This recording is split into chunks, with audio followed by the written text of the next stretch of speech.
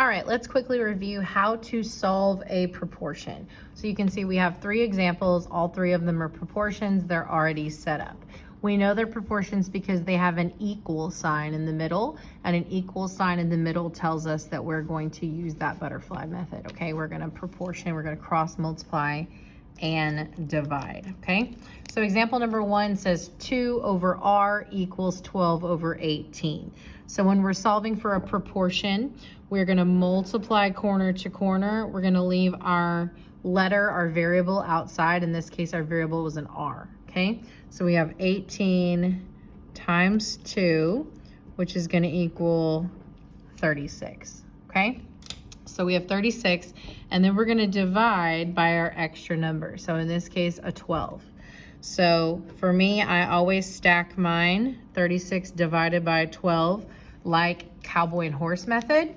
And I do that just so that I can label them and make sure I put the right one inside the house, okay? So I'm gonna go ahead and draw my house, put my 36 inside, boots, hat, and park my 12 outside.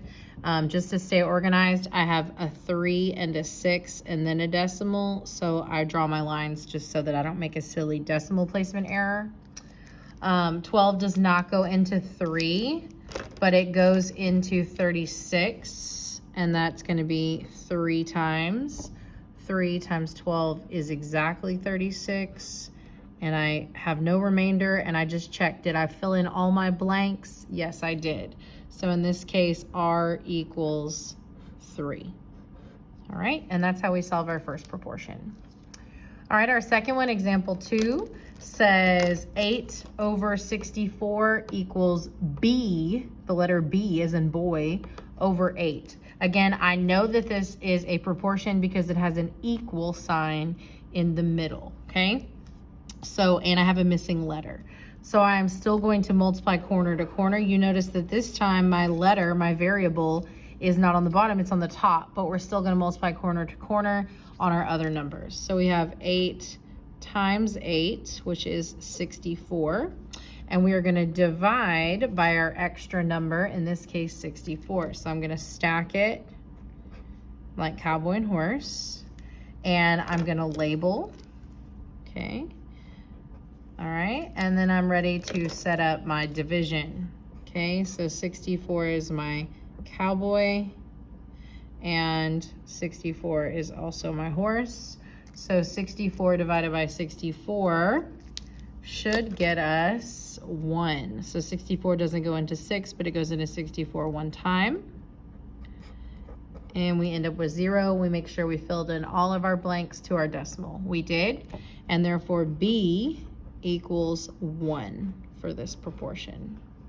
Okay, that's example 2. And our last example says 13 over 3 equals 26 over C. Okay, so this time our variable's on the bottom right. And so remember, we never circle that one. We're always gonna circle the other opposite side. So in this case, we're gonna do 26 times 3 this way. So we have 26 times 3, and that's going to be 78, I believe. Yes, 78. And then we're going to divide by our extra number, so in this case 13. So I'm going to write it like cowboy and horse, and then I'm going to label just to make sure that I have set my division up correctly. So draw my division house. 78 was the cowboy, boots and hat, a 7 and an 8. And then we have 13, okay? So 13 does not go into 7, but it goes into 78. Let's see. I believe 6 times. 6 times 13 would be, yep, 78.